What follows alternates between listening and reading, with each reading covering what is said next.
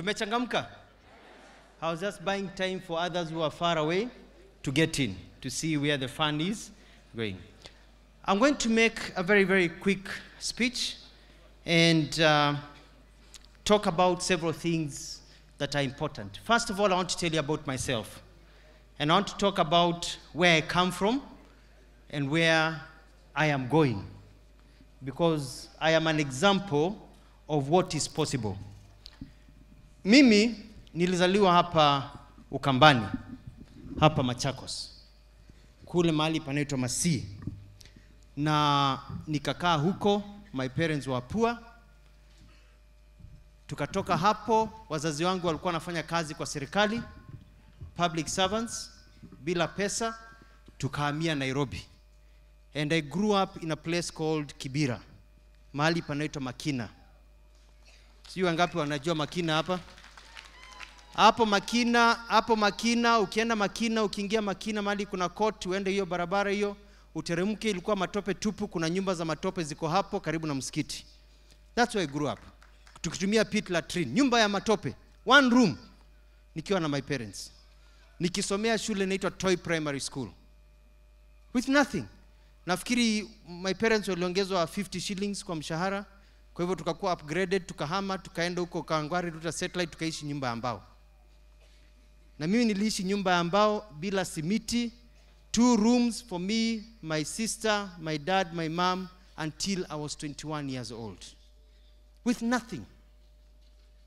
Nikiwa form 2, nikaacha kwenda shule. Kwa sababu I had gone to Dagoretti High School, I could not afford to go to school anymore. Nikaacha kwenda shule. Nikashika kazi ya kufanya mjengo, kuchotea watu maji na wheelbarrow, struggling so that I could buy sukuma wiki for my mom, tusilale na njaa. Lakini mzee wa kanisa mmoja anaitwa Hezron Waithaka, alifariki not so long ago. Alisema huyu kijana ni chap.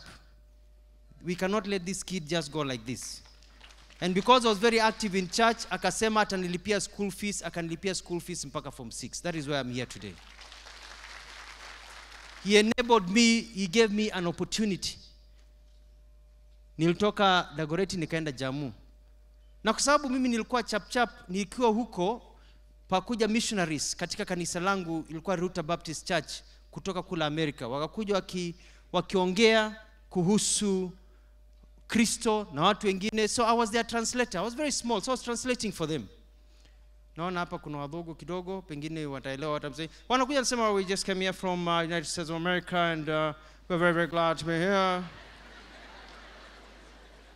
Nasema wametoka kule Marekani na wamefurahi sana kuwa hapa, and we want to spread the gospel and tell about John and everything. Na wanataka kujua mahali wanaweza nunua nusu mkate.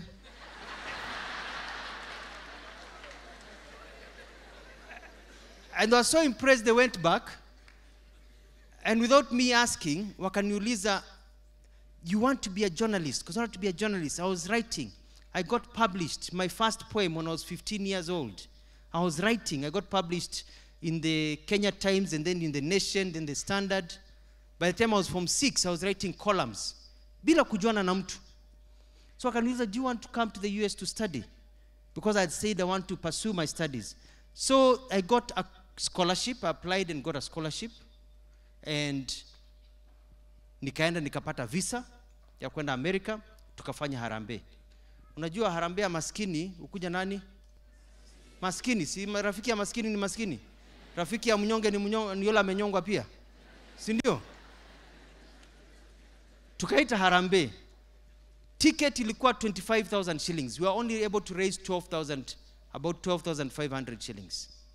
I had a visa, I had a scholarship, but could not even afford enough money to get me into an aircraft to go and study. Nothing. Lakini sikufa roho, nikaenda nikazunguka, I met somebody, nikaomba, tukaangalia, we got people to put together their miles.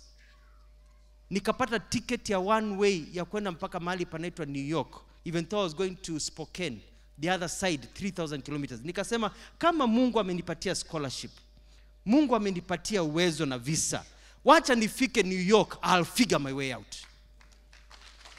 I'll find a way. And the rest is history. Nikaenda huko, nikasoma because I wanted to come back home, nikafanya my bachelor's. nikaenda another school, nikapata scholarship ya public speaking.